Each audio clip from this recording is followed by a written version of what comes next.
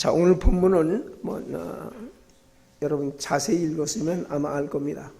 요단강을 건넌 다음의 이야기입니다. 건너기 전에가 아니라 요단강을 건너서 첫 번째 정착지가 어디냐면 길갈이라고 하는 곳입니다. 길갈은 성지지요. 여러분이 아모스서에 보면 거기 이런 이야기가 나오죠. 너희가 베들도 가지 말고 길갈도 가지 말고 여리고도 가지 말고, 그 얘기는 무슨 얘기냐면 성지가 나중에 신앙이 잘못되니까 그야말로 오히려 성지가 범죄의 소굴로 됐다고 하는 얘기입니다.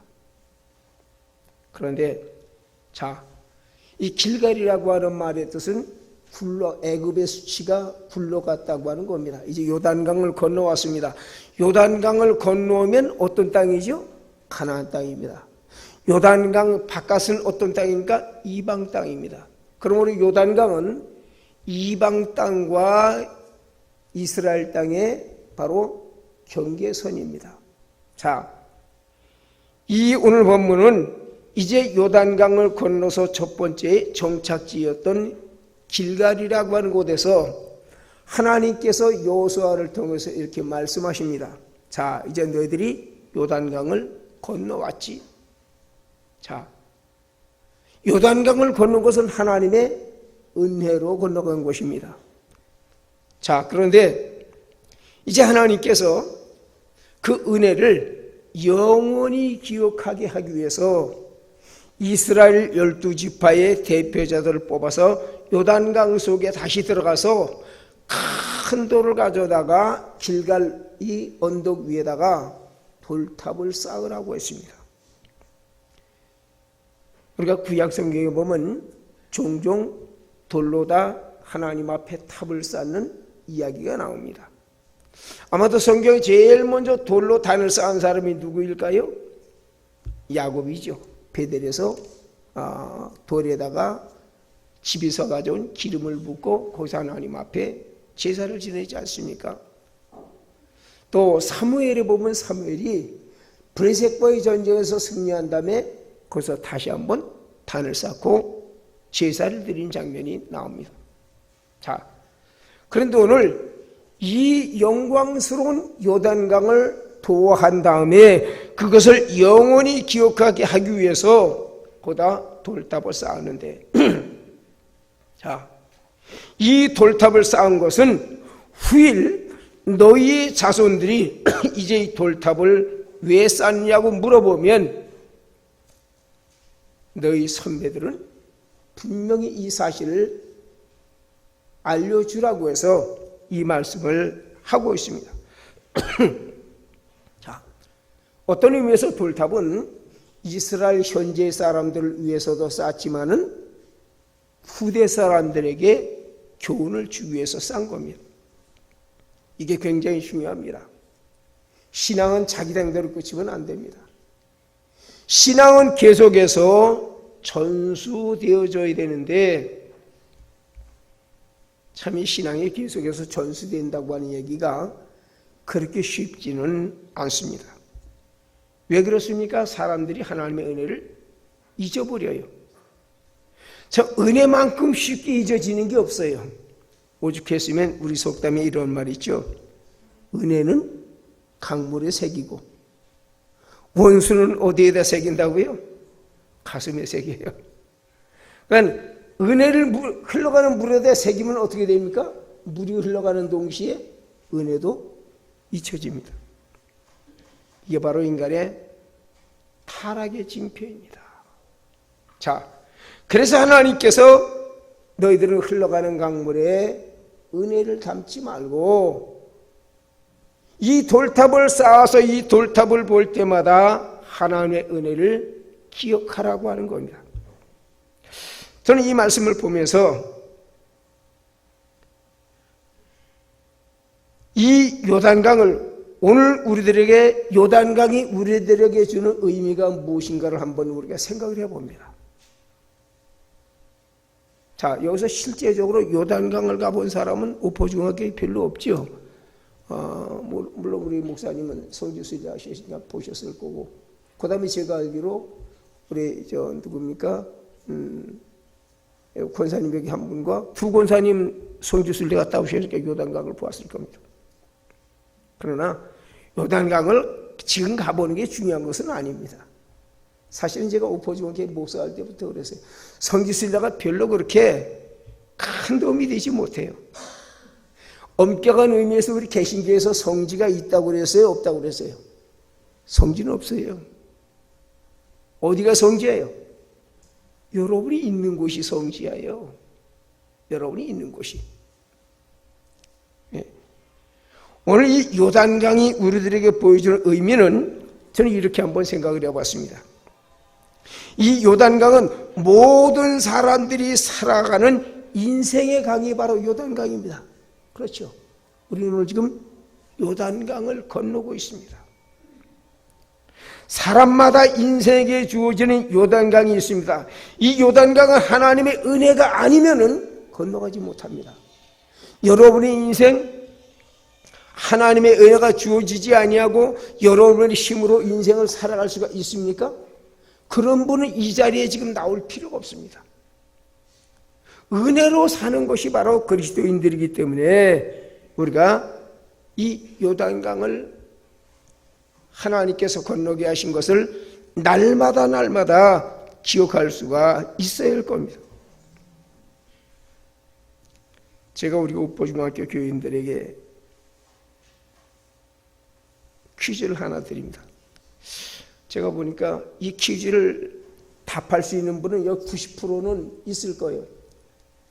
제가 이거 은퇴한 다음에 오신 분들은 아직 그 해답을 모를 겁니다. 마음으로 한번 답변해 보시기 바랍니다. 우리 김경희 집사님 어디 계시죠? 손 들어보세요. 됐어요. 양윤혁 집사님 어디? 또 이어진 집사님 안 오셨어요? 이어진 집사님 저기 그러면 남편 되는 분 저기 우리 유정선 집사님. 자, 대충 알겠죠? 왜 제가 이 세 집사님을 지금 이름을 불렀을까요? 자, 이 세 집사님 가정들이 남들이 겪지 못하는 인생의 요단강을 건넌 것이 있는데 이 세 집사님들에게 공통점이 하나 있어요. 더 말하지 않아도 알겠죠. 남들은 결혼하면 1년, 2년이면 후손이 생기는데 이 세 가정들은 그렇지 못했어요. 우여곡절을 많이 겪고 자식을 얻었거든요. 물론 우리 양 집사님과 이화춘 집사님 가정은 손자이긴 하지만 아무튼 후손을 얻는데 세 가정은 남달리 힘들었다고 하는 얘기입니다. 사실 저 같은 경우에는 이런 경험을 한 분들과 비교하면 조금 부끄러워요. 제가 목사가 되었으면서도 불구하고 한때 그렇게 처음에 그렇게 생각을 했어요. 이제 결혼만 하면 자식은 그냥 생기는 줄 알았어요. 근데 이분들을 통해서 얻은 교훈이 뭡니까? 그게 아니구나. 근데 이분들은 기도를 통해서 얻은 아들이야, 자식들이야. 저는 기도하지 않았거든요. 물론 기도하지 않아도 하나님의 은혜지만 그럼 차이가 뭔지 아세요? 여러분 기도한 사람과 기도하지 않은 사람이 차이가 뭔지 아세요? 똑같이 은혜를 받아도 기도한 사람은 그게 하나님의 은혜로 늘 생각되어지는데 기도하지 않고 얻으면 그냥 자연적으로 얻은 줄 알아요. 이게 바로 차이입니다. 자, 여러분 학창시절에 여러분 뉴턴이라고 하는 거 배웠죠? 뉴턴 하면 뭐이 떠오릅니까? 만유인력 아니에요? 이분이 크리스찬입니다. 근데 이분이 우리와 차이가 뭔지 아세요? 이분이 이신론자예요. 영어로 말하면 데이즘인데 이신론자라고 하는 말은 무슨 말이냐면 이 사람들은 하나님을 믿긴 믿어요. 영국에서 만들어진 그 신학 사상인데, 하나님의 천지 창조를 만든 것은 다 믿는데, 다스리는 것은 하나님이 다스리지 않고 뭐이 다스린다? 자연이 다스린다. 그래서 이신론 데이즘이에요. 그렇습니까?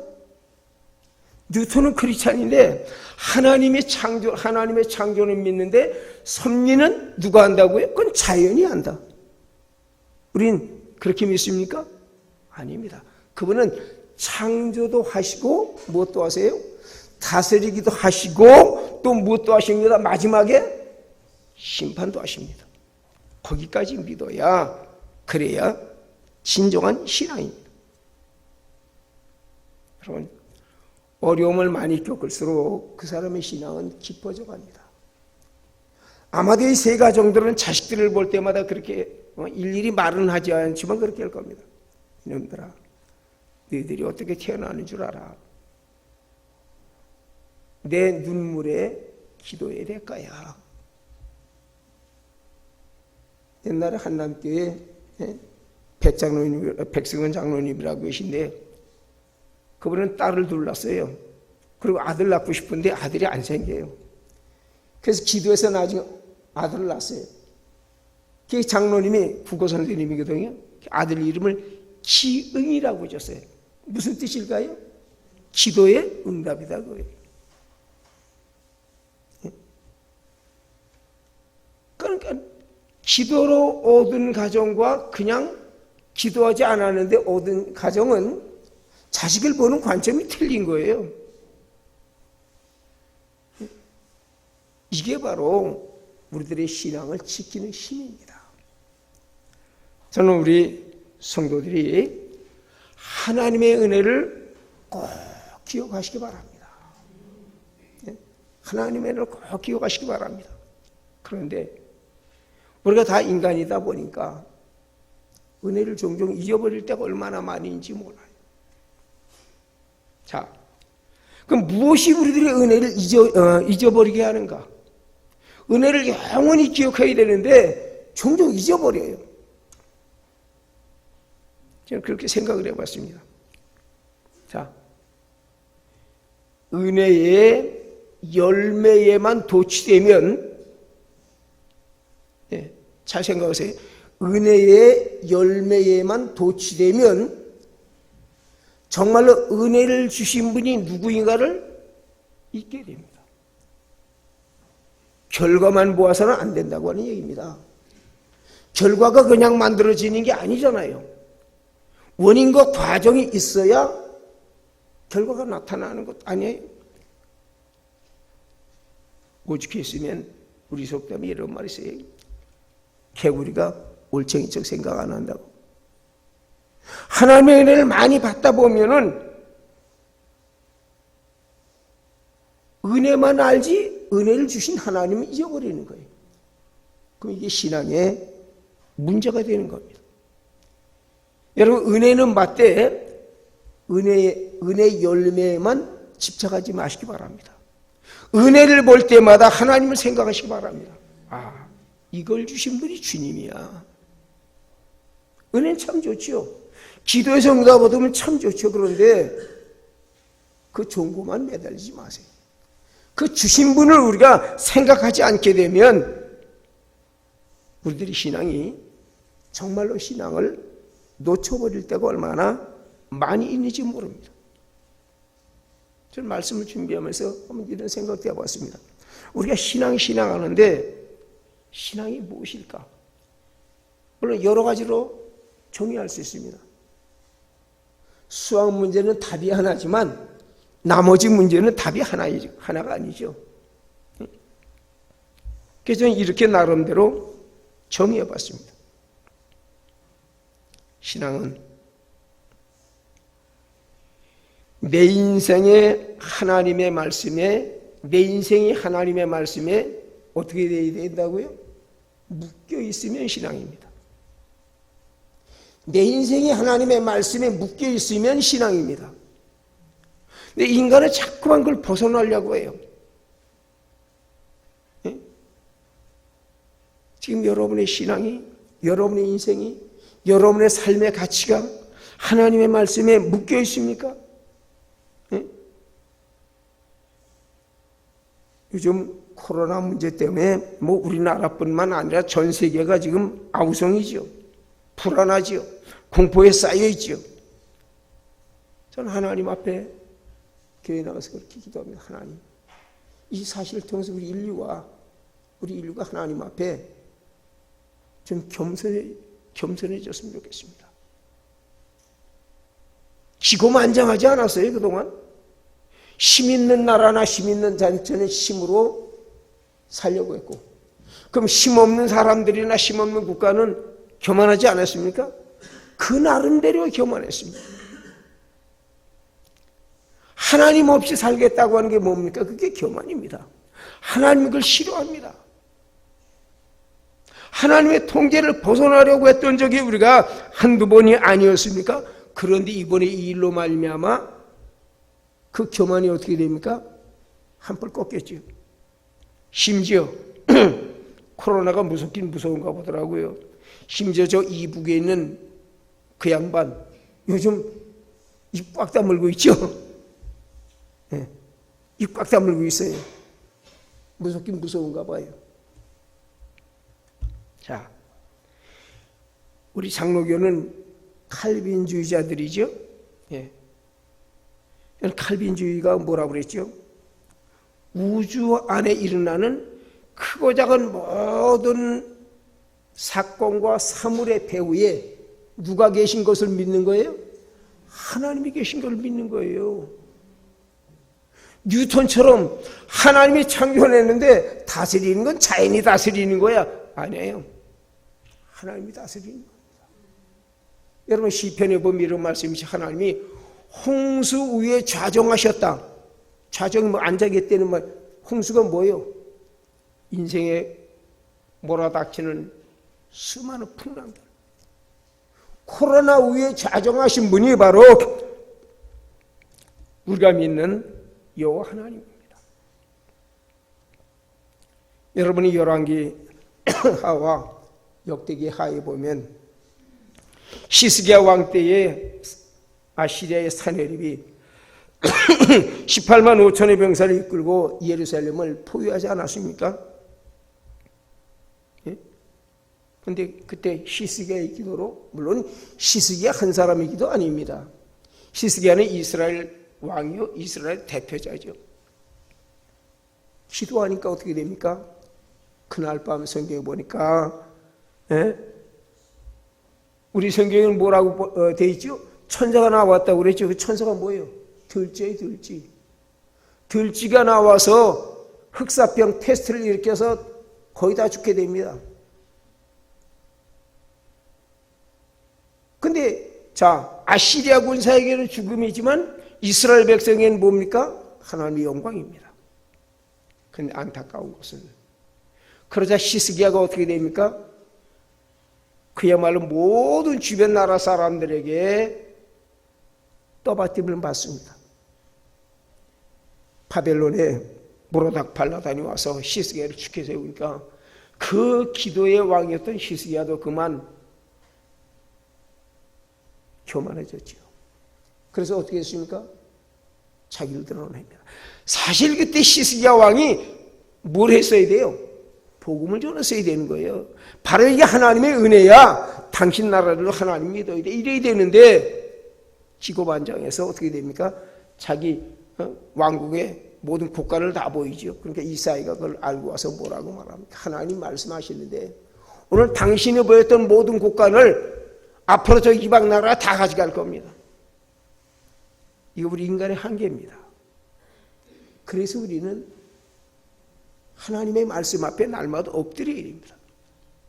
위대한 사도 바울이 뭐라고 했습니까? 그래서 나는 날마다 죽노라.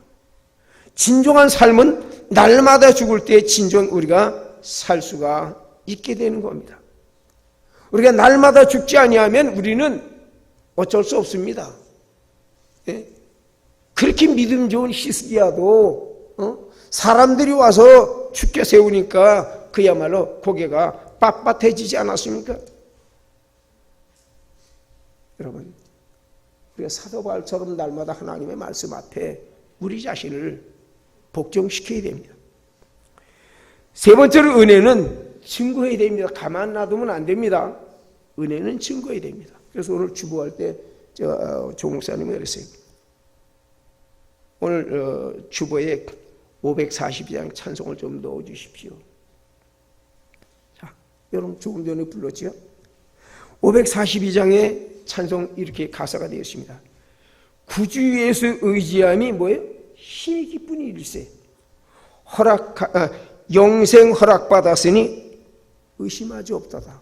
그 다음 후렴에 예수 믿는 것은 뭐라고요?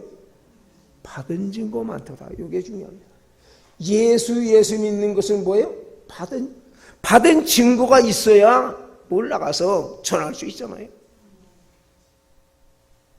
아무개 엄마, 아무개 아버지, 당신 왜 교회 다녀? 거기 가면 밥 나와? 그럼 어떤 분이 거기 요즘 밥 줘. 요즘 밥 주는 교회 많아요. 그 밥 얻어먹으려고 여기 옵니까? 아니잖아요. 우리는 정말로 진짜 밥을 먹어야 돼요. 우리 주님께서 수가성 여인에게 뭐라고 했습니까? 내가 주는 물은 한 번 마시면 영원히 목마르지 않아. 예? 자, 예수 믿는 것은 받은 증거 많도다. 받은 증거가 있어야 나가서 전할 거 아니에요. 아까 세 집사님 가정, 그건 복음입니다. 내가 왜 하나님 믿는지 알아? 하나님이 내게 이렇게 은혜를 베푸신 분이야. 그게 복음 증거예요. 그건 사람이 할 수 있는 게 아니에요. 하나님의 은혜로만 가능한 겁니다.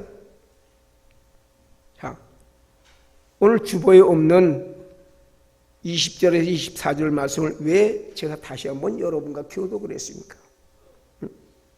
거기 여호수아가 길갈이라고 하는 곳에 와서 돌탑을 쌓고 후일 너희 후손들이 이 돌탑을 쌓은 이유를 물으면 이렇게 증언하라고 했습니다. 우리 나가 복음 전할 때 물론 다른 사람들에게도 복음 전해야지만 특별히 누구에게 전해야 돼요? 우리 후손들에게 전해야 됩니다. 우리 자식들, 우리 손자들. 요단강을 건너가게 하신 것은 오늘 본문에 보니까 홍해를 건너간 것과 똑같다고 그랬죠. 요단강을 건넌 것이 홍해를 건넌 것과 똑같다고 그랬어요. 제 이야기가 아닙니다. 오늘 24절에서 그런 얘기예요. 자, 지금 여호수아 시대에 홍해를 건넜던 사람들은 어떻게 됐어요? 다 죽었어요. 딱 두 사람만 남았죠? 누구예요? 여호수아와 칼렙. 나머지는 다 홍해 바다를 건너지 못했어요. 그 사람들은 다 이제 세상 떠났어요.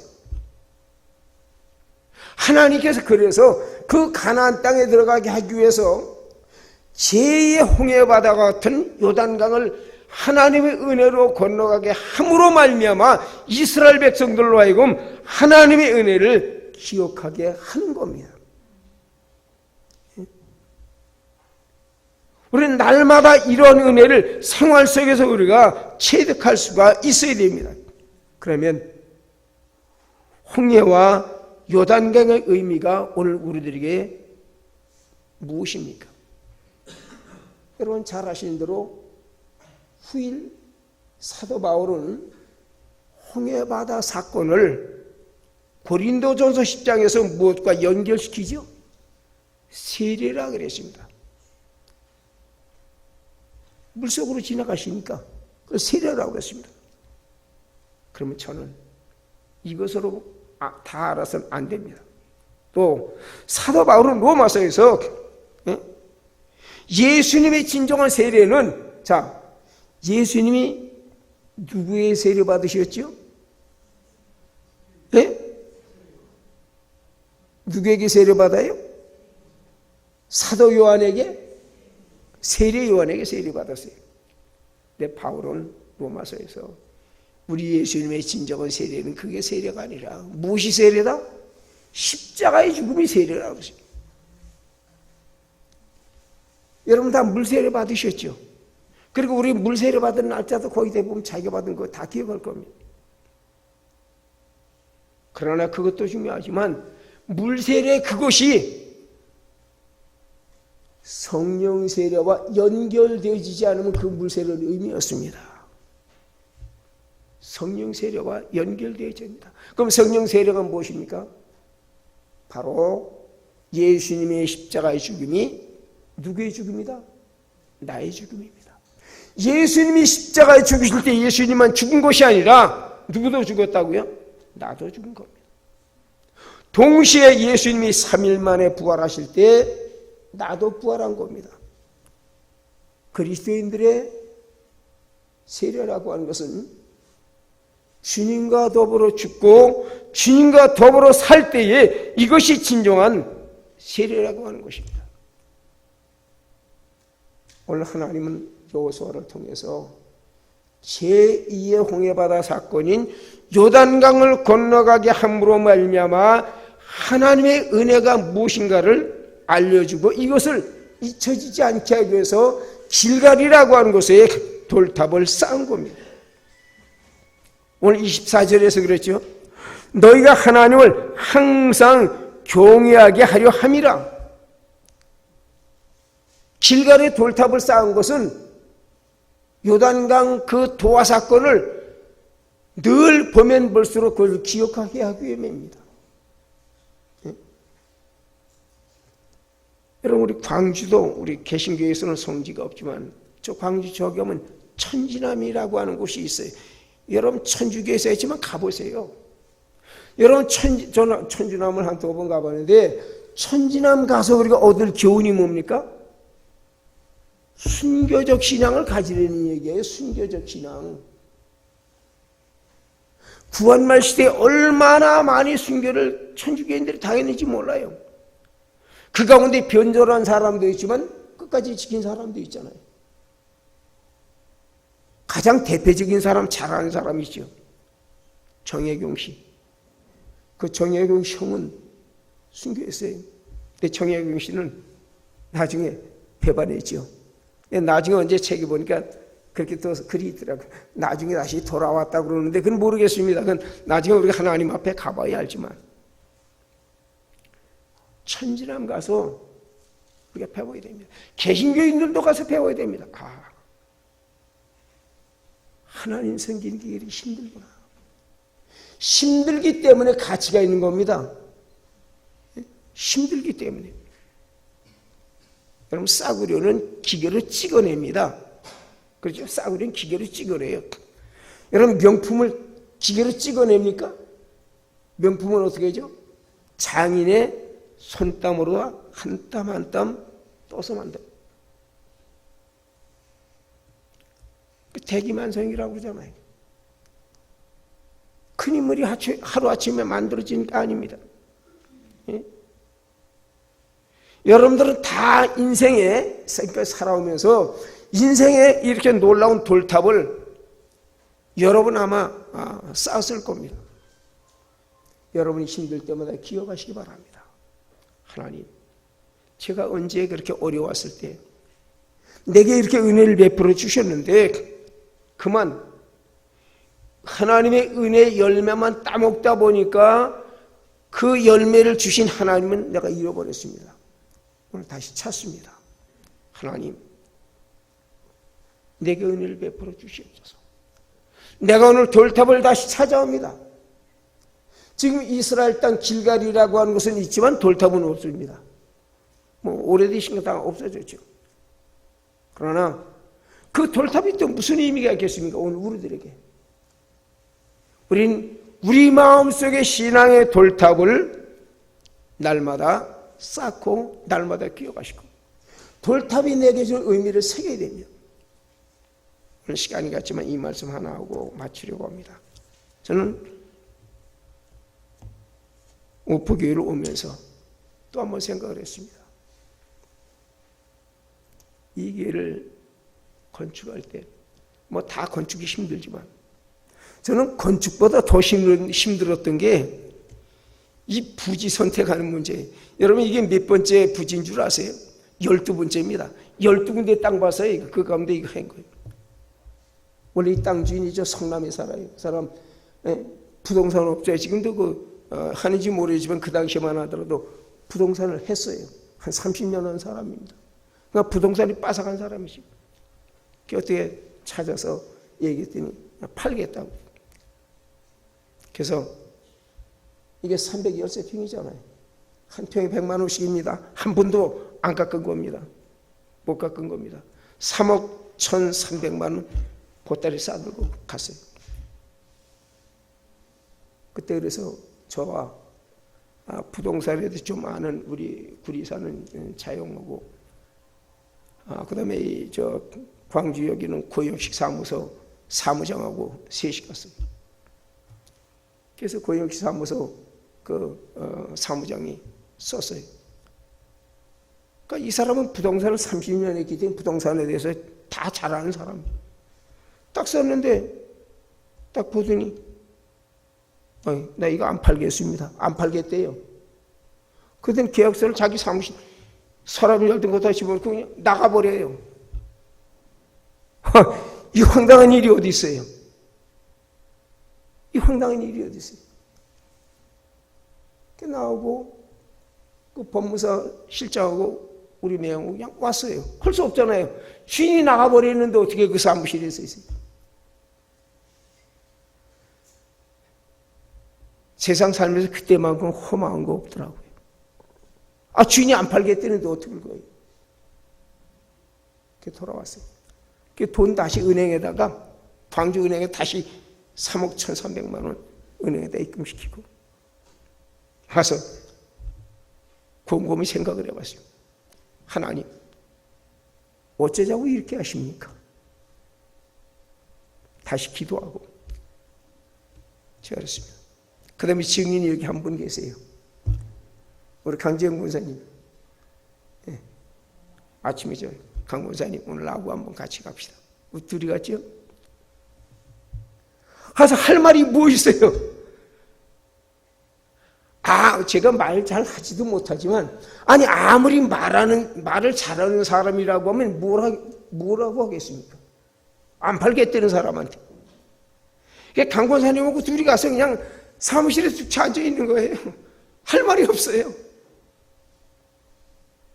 이제는 자 보세요. 누가 할 일만 남았죠? 누가 할 일만 남았죠? 그 사람 마음은 누가 움직여야죠? 하나님이 움직여야 돼요. 여러분 잠언 16장 1절에 그렇잖아요. 마음의 경영은 사람이 하지만 그 일의 응답은 뭐예요? 하나님이 한다. 하나님께서 하신다. 삼국지의 제갈량이 그러지 않았어요? 호로고개, 조조군대 다 암아놓고 다 죽이고 삼국 통일할 수 있는데 하늘에서 갑자기 비가 오는 바람이 다 끝나버려요. 그때 제갈량이 한 말이 바로 잠언 16장 1절이에요. 제갈량은 중국 사람이니까 한문으로 말한 거예요. 모사는 제인이요 성사는 제천이라. 천하 없는 제갈량도 하나님이 허락하지 않으면 안 되는 거예요. 강권사님하고 둘이 그냥 축축 앉아 있는 거예요. 얼마나 있었는지 모르겠어요. 그때는 얼마나 있었죠, 우리? 이제 하나님이 할 것만 남은 거예요. 그러더니, 그 다음에 다시 옵시다. 그래서 온 거예요, 이게. 보세요. 물론, 하나님이 여기 헌금했을까요? 하나님은 돈 1원도 헌금 여기 안 했어요. 헌금은 누가 했어요? 여러분이 했어요. 근데 사실 여러분이 헌금할 때 여러분 마음을 움직인 그분이 누구라고요? 하나님이에요. 코로나 무섭습니다. 기도해야 됩니다. 그러나 코로나도 그 위에 계신 분이 야훼 하나님 것을 우리가 믿어야 됩니다. 시편 기자가 노래한 것처럼 하나님이 홍수 위에 좌정하셨다. 오늘부터 기도하세요. 코로나 위에 하나님이 앉아 계신 걸 믿고 보는 것이 바로 그것이 신앙인입니다. 그게 믿음입니다. 우리 오포중앙교회 성도 여러분, 하나님은 이 교회를 위해서 당신의 독생자를 십자가에 못 박으셨습니다. 교회가 얼마나 소중한지 몰라요. 이 건물이 교회는 아니라고 그랬잖아요. 교회는 그게 바로 여러분들이 교회예요. 한 분 한 분이 주님 하나님께서 보기에는 그렇게 소중한 거예요. 세상 사람들은 우리를 알아주지 않아도 하나님은 여러분이 그토록 소중한 겁니다. 여러분, 그 하나님의 은혜를 기억하시고, 기억하는 것으로서 끝나서는 안 됩니다. 뭐 하라고요? 증거하라고 그랬습니다. 기억하고 증거하는 삶이 여러분의 삶 속에 날마다 이어지시기를 주님의 이름으로 축복합니다.